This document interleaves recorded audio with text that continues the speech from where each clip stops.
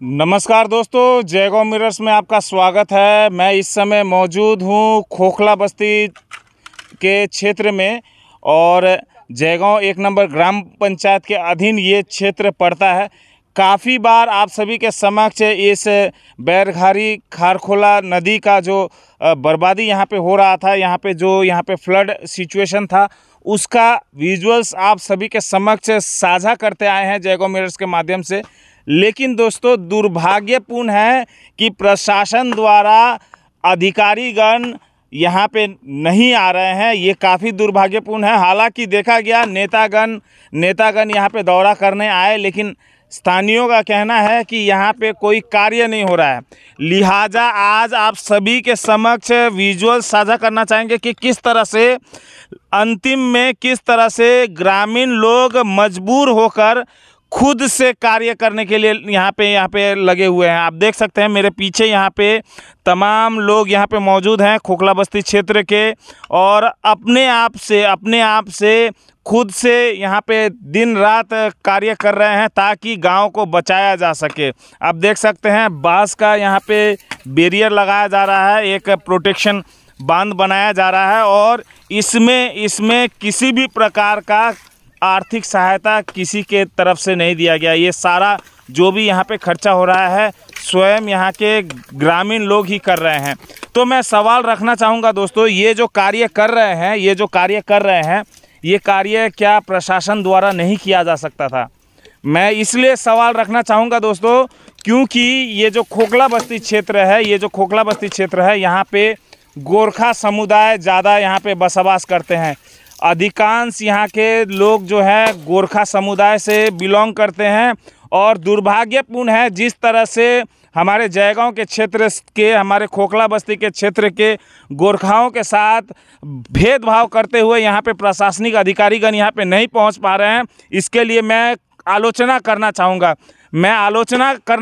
और मैं कहना चाहूँगा कि प्रतिनिधि दल नेतागण यहाँ पे आते हैं, लेकिन अधिकारीगण क्यों नहीं आते हैं? हमारे बीडीओ साहब यहाँ पे क्यों नहीं आ रहे हैं? हमारे डीएम साहब यहाँ पे क्यों नहीं आ रहे हैं? आपको बता दें, आप सभी के सामने ये भी विजुअल साझा करेंगे कि हाँसी मारा झोड़ा जो है जयगांव 1 या जयगांव 2 ग्राम पंचायत क्षेत्र का जो एरिया है, वहाँ पे बांध का कार्य चल रहा है। वहाँ पे प्रशासन द्वारा बांध का कार्य चल रहा है, लेकिन यहाँ पे आप खोखला बस्ती में चले आएंगे तो यहाँ पे प्रशासनिक अधिकारीगण यहाँ पे पैर भी नहीं रख रहे हैं, यहाँ पे नज़र भी नहीं आ रहे हैं।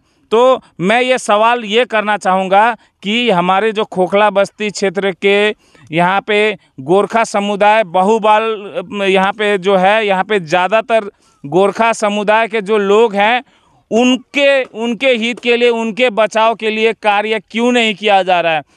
और दूसरे क्षेत्रों में देखा जा रहा है, हाँसी मारा झोड़ा जो क्षेत्र है जहाँ पे वहाँ पे भी फ्लड हुआ है, वहाँ के लोगों के लिए वहाँ पे दूसरे समुदाय के लोग काफ़ी सारे हैं। वहाँ पे मैं ये नहीं कहूँगा कि वहाँ पे गोरखा नहीं है, वहाँ पे सभी समुदाय के लोग हैं, लेकिन यहाँ पे आपको देखने को मिल रहा है इस तरह से भेदभाव करते हुए देखकर मुझे काफ़ी दुख हुआ है। और मैं यहाँ के लोगों से भी बात करूँगा कि ऐसा क्या है कि लोगों को खुद से यहाँ पे कार्य करना पड़ रहा है, बचाव का कार्य करना पड़ रहा है। मैं चलता हूँ, यहाँ पे युवा वर्ग से लेके बुजुर्ग तक सभी यहाँ पे लगे हुए हैं कि अपना गांव, अपना क्षेत्र को बचाया जाए। तो क्या हम लोग इतना बार दिखा चुके हैं इस क्षेत्र में किस तरह से यहाँ पे तबाही हो रहा है?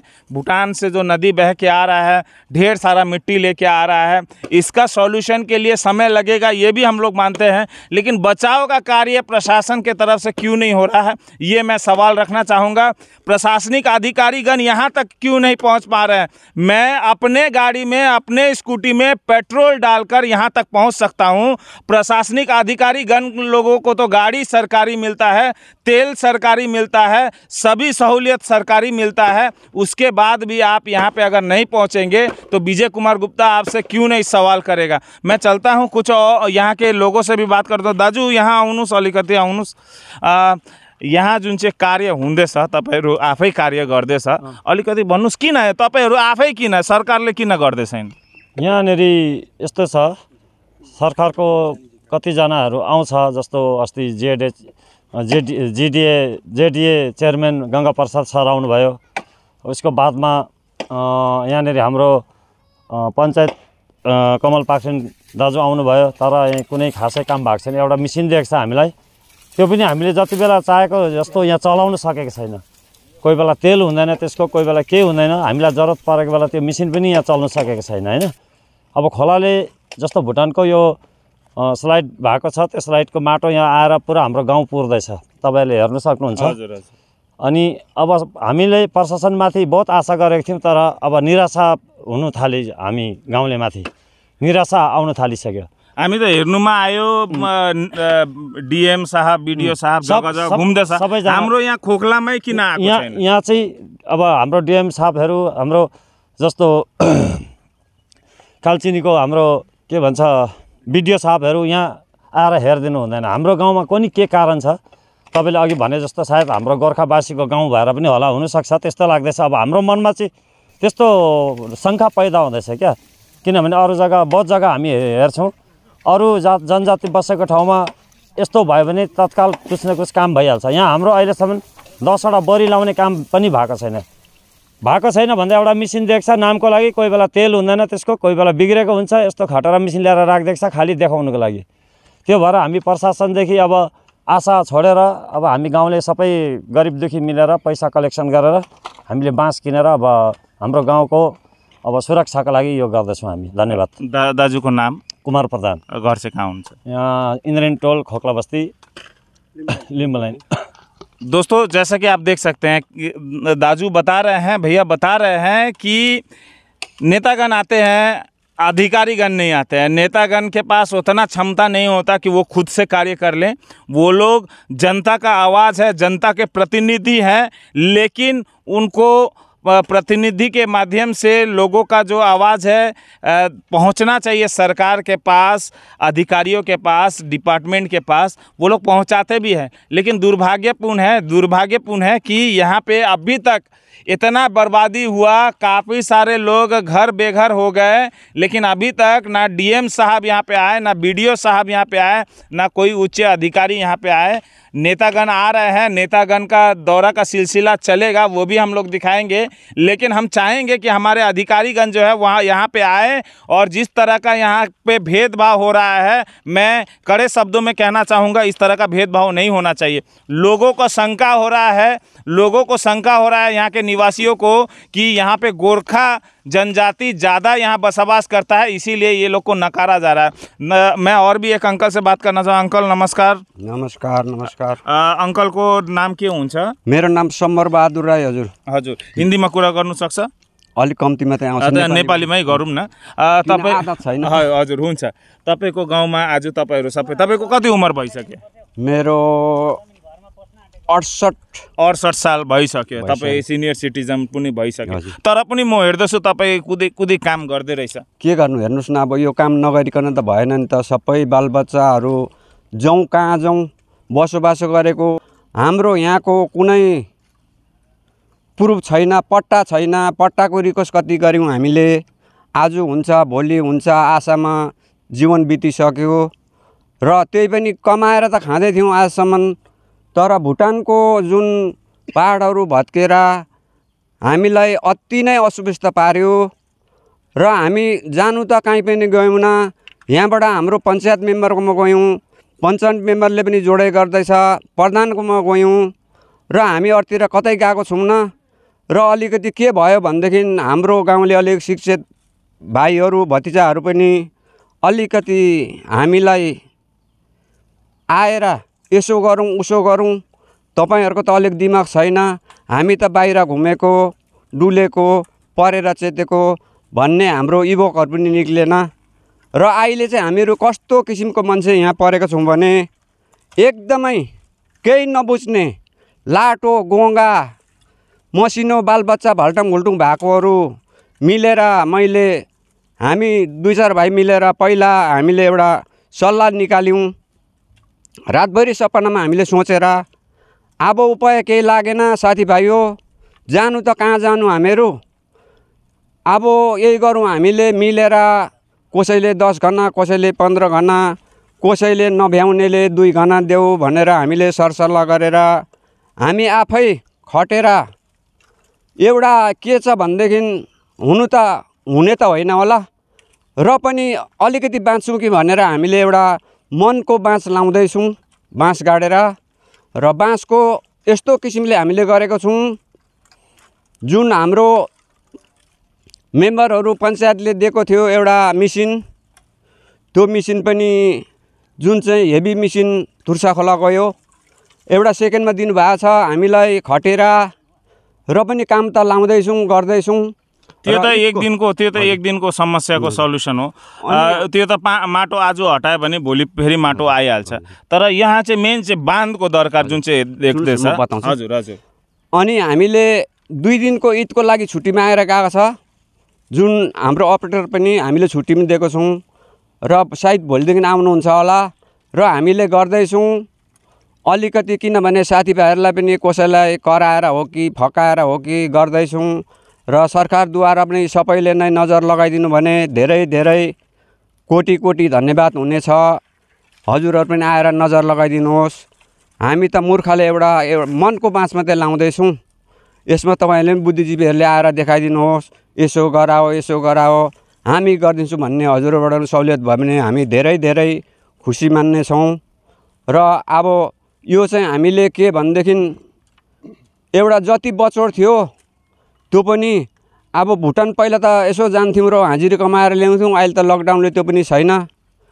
र कसैको नानीहरूको सुनको कुण्डलहरू बेचेर, नाकको फुलीहरू बेचेर जुन हामीले गर्दैछौँ, अब मर्नुभन्दा त उखान छ बाउलाकै निको अरे।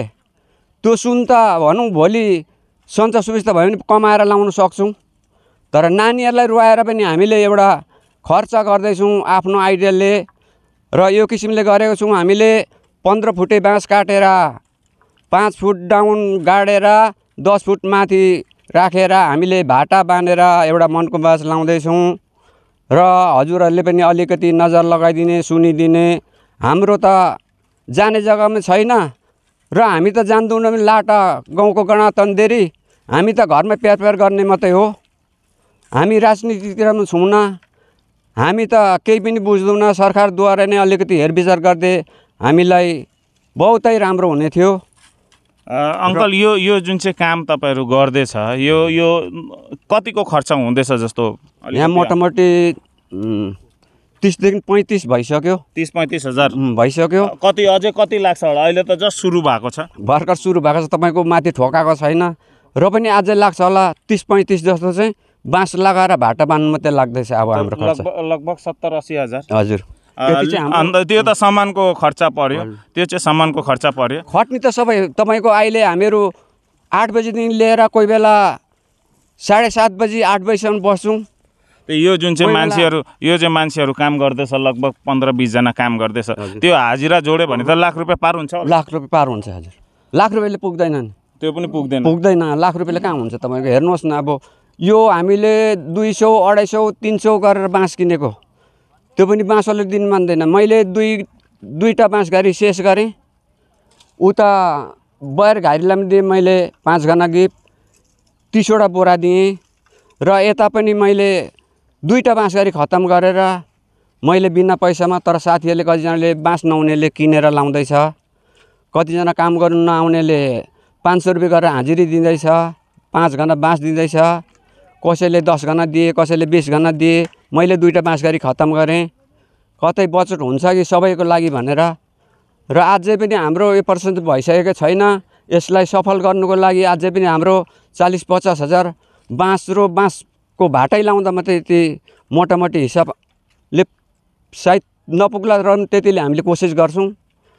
र हजुरहरूले पनि अलिकति हामीलाई राम्रो नजरले हेरेर माया गरिदिनुहोस्। हाम्रो बालबच्चा र तपाईँहरूको बालबच्चा एउटै नै हो। जातमा जस्तै भए पनि जातलाई नदोसेर परेको बेला सबैले सहुलियत गर्दै हजुरहरूलाई धेरै धेरै कोटी कोटी नमस्कार। अंकल को नाम? समरबहादुर राई। घर से कहाँ हुनुहुन्छ? घर मेरो हजुर यही नै हो, लिमुला नै हो, लास्टमा पर्छ। तो दोस्तों आप देख सकते हैं अंकल बता रहे हैं, सीनियर सिटीजन खुद हैं, लगभग 67-68 ईयर्स हो चुका है, उनको इस समय शायद कार्य भी नहीं करना चाहिए था, क्योंकि उनका उम्र इतना हो चुका है। इस समय रिटायर हो जाता है ज़्यादातर, अगर कोई सरकारी पोस्ट या प्राइवेट में भी हो। लेकिन आज अपने गांव को बचाने के लिए, अपने गांव के लोगों के बचाने के लिए आज खुद मैदान पे उतरे हैं, काम कर रहे हैं। और जैसा कि वो बता रहे हैं कि लगभग 70-80 हज़ार रुपये का बांस ये वगैरह खर्चा हो रहा है, और साथ में जो कार्य हो रहा है ग्रामीण कर रहे हैं। शायद ग्रामीण नहीं करते, अगर लेबर करता तो और भी 50-60 हज़ार रुपया और भी लेबर का खर्चा चला जाता। तो 1-1.5 लाख रुपया फ़िलहाल इस समय बचाव का कार्य में खर्चा कर रहे हैं लोग। तो ये कार्य क्या सरकारी फंड से नहीं किया जा सकता? क्या ये कार्य जो है एडमिनिस्ट्रेशन द्वारा नहीं किया जा सकता था? मैं ये सवाल रखना चाहूँगा। और क्या ऐसा बात है कि यहाँ पे जो अधिकारीगण नहीं आ रहे हैं, यहाँ पे कोई कार्य नहीं हो रहा है, और केवल इसलिए छोड़ दिया जा रहा है कि ये प्राकृतिक आपदा है? तो क्या प्राकृतिक आपदा होने से उसका बचाव का कार्य नहीं होना चाहिए? ये मैं सवाल रखना चाहूँगा। और जैसा कि लोग कह रहे हैं कि यहाँ पे गोरखा समुदाय के लोग ज़्यादा रहते हैं, इसी वजह से उनको अनदेखा किया जा रहा है, इसी वजह से इस क्षेत्र को अनदेखा किया जा रहा है, और कल चल के इसी बाढ़ और इसी वजह से ये क्षेत्र तबाह हो जाता है, नामो निशान मिट जाता है। तो कहा जाएगा कि क्या कर सकते थे, भूटान का नदी था, भूटान से मिट्टी आया था, इसी वजह से ऐसा हो गया, हम लोग क्या कर सकते हैं? समय पे अगर आप लोग कार्य करेंगे तो ये जो जनता है उनका काफ़ी भलाई का कार्य किया जा सकता है। आप जैसे दूसरे क्षेत्रों में कार्य कर रहे हैं, वैसे ही इस क्षेत्र में भी कार्य करें। अन्यथा लोग जो सवाल उठा रहे हैं, कहीं ऐसा ना हो कि आने वाले दिन में यही लोग आंदोलन करें और आपको फिर से बेबस होके कार्य करना पड़े। मैं आशा करता हूं कि जो बातें मैं यहाँ पे कह रहा हूं, कड़े शब्दों का इस्तेमाल कह रहा हूं, वो आपको आपके कानों तक पहुंचेगा। मैं लोगों से भी कहूंगा कि आप इस विजुअल्स को ज़्यादा से ज़्यादा शेयर करें। आप देख सकते हैं लोग किस तरह से यहाँ पे काफ़ी दूर तक बांस का यहाँ बैरिकेड करके यहाँ पे बांध का काम कर रहे हैं, प्रोटेक्शन का काम कर रहे हैं। तो ये कार्य सरकार द्वारा किया जाना चाहिए था, एडमिनिस्ट्रेशन द्वारा करना चाहिए था। लेकिन दुर्भाग्यपूर्ण है कि एडमिनिस्ट्रेशन का नामो निशान यहाँ पे नहीं है। ना बीडीओ साहब आए, ना डीएम साहब आए। और मैं ये भी कहना चाहूँगा कि ये नदी में आप बहने वाले नहीं हैं बीडीओ साहब, आप यहाँ पे निश्चित रूप से यहाँ पे आ सकते हैं।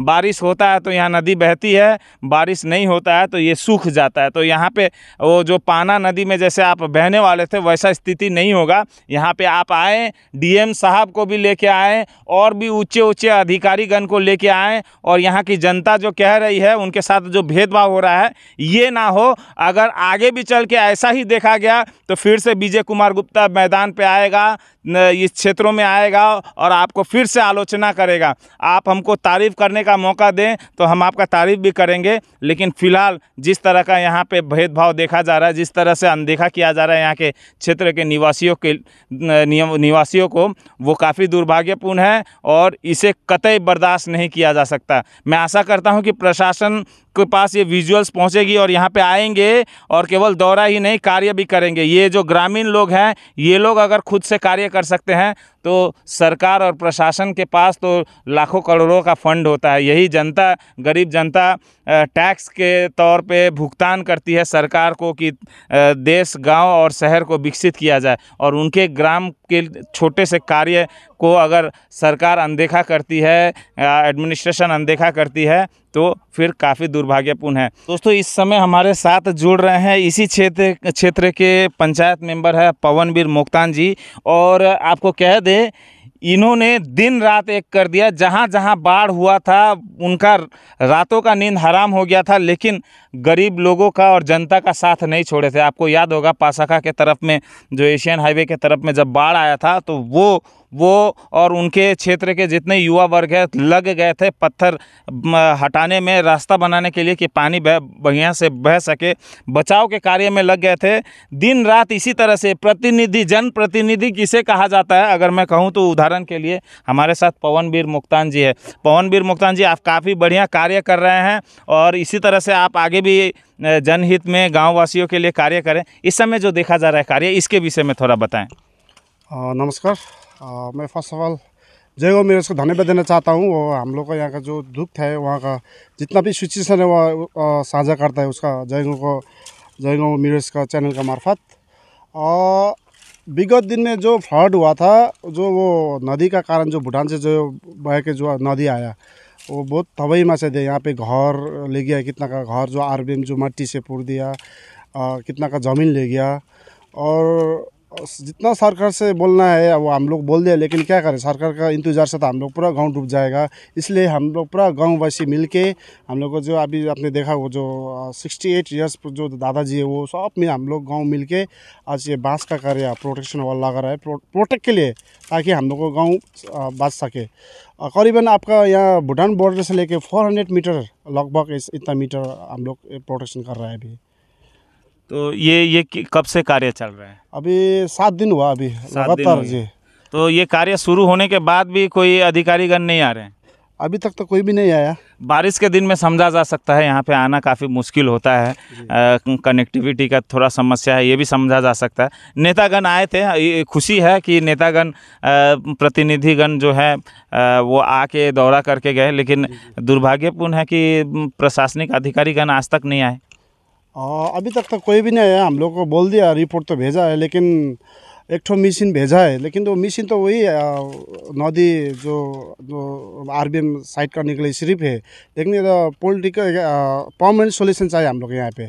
जो परमानेंट सोल्यूशन जो एक ठो प्रोटेक्शन वाल चाहिए, वो अभी तक तो नहीं हुआ है, लेकिन हम लोग दिया है रिपोर्ट वहाँ पे, लेकिन अभी तक कुछ नहीं हुआ। इसलिए हम लोग गाँव बचाओ की निम्ति पूरा गाँववासी मिलके हम लोग ये बांस का कार्य, जो आप देख सकते हैं 15 फुट का है, जो हाइट है, नीचे 5 फुट लगाया है और ऊपर 15 फुट का है, और इससे सब प्रोटेक्शन करके गांव बचाव के लिए हम सब एकजुट हुआ है।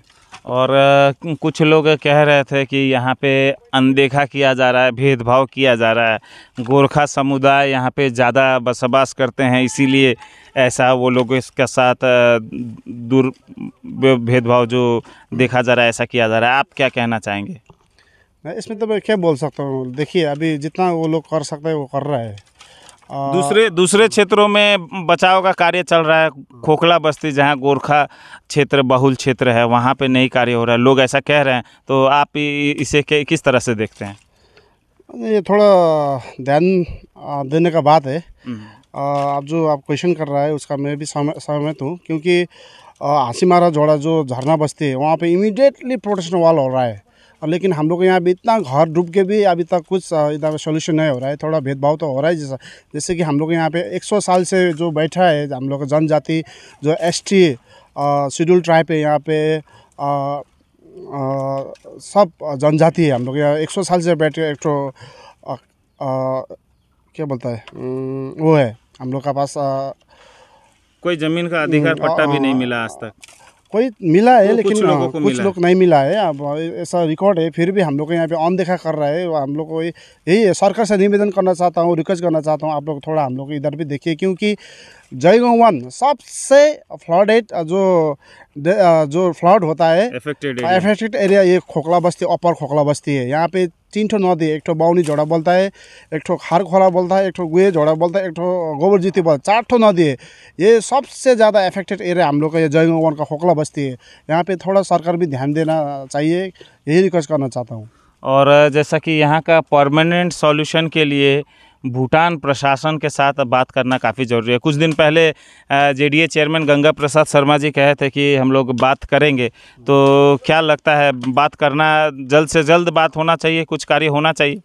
ये तो एकदम इम्पोर्टेंट है, क्योंकि भूटान से, क्योंकि ये नदी भूटान से आया हुआ है। भूटान का जो अधिकारी है वो लोग से बैठ के बात करना। कुछ दिन पहले हम लोग यहाँ पे हम लोग का धासु डुंगपा आया था, सामने बॉर्डर पे, हम भी यहाँ सामने आया था। वो धासु भी बोला था, वहाँ का जो प्रतिनिधि है वो भी बोला था कि हम लोग देखेंगे, क्योंकि दूसरे का हम लोग को एक छिमेकी देश है, एक मिल के बैठना चाहिए, कुछ भी होने से हम लोग भी सहायता करेंगे बोल के वो लोग भी मिशन दिया था। 2-3 दिन के लिए यहाँ पे मिशन लगाया बॉर्डर पे, करीबन बॉर्डर से 100 मीटर तक काम किया वो लोग भी। र थैंक यू भी बोलना चाहता हूँ वो लोग के साथ में। कॉर्पोरेट कर रहा है, हम लोग भी कॉर्पोरेट कर रहा है। और हम उच्च अधिकारी को रिक्वेस्ट करना चाहता हूँ, हम लोग तो एक साधारण पंचायत मेंबर है, हम लोग तो कुछ भी है नहीं है। उच्च अधिकारी बोलना चाहता हूँ कि आप लोग जल्द से जल्द भूटान का डीएम जो दासु जोंगदा है, दासु डुंगपा है, सबसे बैठ के इसका परमानेंट सॉल्यूशन कर जाइए, ताकि हम लोग का गाँववासी जितना भी है बच सके।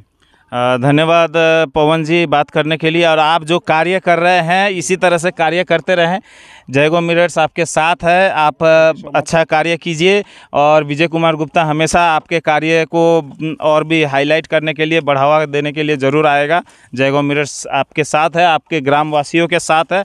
और जाते जाते आपको एक बार फिर से बताना चाहूँगा कि प्रशासन जो है, हमारा जो एडमिनिस्ट्रेशन है, उसको जल्द से जल्द भूटान प्रशासन के साथ बात करना चाहिए। भूटान में भी उसी तरह से तबाही हो रहा है जैसे कि जयगांव में हमारे इस खोखला बस्ती क्षेत्र में हो रहा है। वहाँ से मिट्टी कट के आ रहा है और यहाँ मिट्टी जमा हो रहा है, तो वहाँ पे भी जैसे कटने के वजह से जैसे तबाही हो रहा है, वैसे यहाँ पे मिट्टी आके भरने के वजह से हो रहा है। और यहाँ पे बचाव का कार्य जल्द ही करना चाहिए, क्योंकि यहाँ पे कभी भी मौसम कभी भी करवट बदल सकता है। अभी धूप है, कड़े धूप में मैं खड़ा हूँ, शाम होते होते बारिश भी होना शुरू हो जाएगा। आपको पता है जयगांव का मौसम ऐसा है। तो जब मौसम ठीक होता है तो उस समय कार्य किया जाए। प्रशासनिक अधिकारीगण से मैं रिक्वेस्ट करना चाहूँगा, हमारे बीडीओ साहब, डीएम साहब, ऊंचे अधिकारीगण से रिक्वेस्ट करना चाहूँगा कि जो शंका इस समय पैदा हो रहा है, जो भेदभाव का माहौल यहाँ पे बन रहा है, उसको समाप्त करें और जल्द से जल्द उचित पहल करें।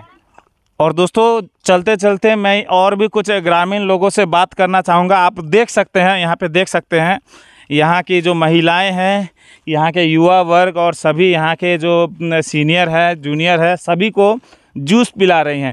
ये गर्मी के समय में अपना अपना एक एक योगदान दे रहे हैं, ताकि ये जो युवा वर्ग है और भी बढ़िया से कार्य कर सके। और आप देख सकते हैं, और ये कहीं से फंडिंग नहीं है, ये लोग खुद अपने खर्चे के तरफ से अपने आप ये लोग खरीद के ला के खिला रहे हैं, पिला रहे हैं। तो आप देख सकते हैं कि गांव में किस तरह का माहौल है, सब कोई इकट्ठा है, सब अपने गांव को बचाने के लिए लगे हुए हैं। गर्मी है इसीलिए जूस पिला रहे हैं, खाना खिला रहे हैं। अभी फ़िलहाल जूस पिलाते हुए मैं आप सभी के समक्ष में दिखा रहा हूं। मैं दीदी से भी बात करूंगा। और नमस्ते दिदी, तपाईहरु अहिले गरमले जुस हजुर काम गर्नेहरूलाई गरम भएर पुरा अन्त जुस दिएको। अब खोला यस्तो पसिसक्यो बारीमा। आज हेर्नुमा आउँदो रहेछ, सबै गाउँको युवादेखि बुजुर्गसम्म सबैजनाले काममा लागिरहेछ। हजुर त्यसको लागि चाहिँ गरमले खै न लगाइदिन्छु म। हजुर खै के भन्नु, अब हामी त त्यति नै होला, बोल्नु जान्दैन। केही छैन, आफ्नो गाउँमा कार्य हुँदैछ, तपाईहरु जुन चाहिँ कार्य गर्दैछ, जुन अब यति हेल्प गरिरहेको छ, यसमा धेरै धेरै धन्यवाद सबैलाई। जाते जाते मैं कहना चाहूँगा कि प्रशासनिक अधिकारीगण यहाँ पे आके जायज़ा लें, यहाँ पे प्रोटेक्शन का कार्य करिए, अन्यथा ये जो जनता है आगे चल के आंदोलन करने के लिए मजबूर हो जाएगी। और आंदोलन होगा तो उस समय भी विजय कुमार गुप्ता और जयगो मिरर्स इन लोगों के हित में, इन लोगों के साथ आवाज़ बुलंद करने के लिए आगे आएगा। फिलहाल के लिए मैं अब इस समय अलविदा लेना चाहूँगा।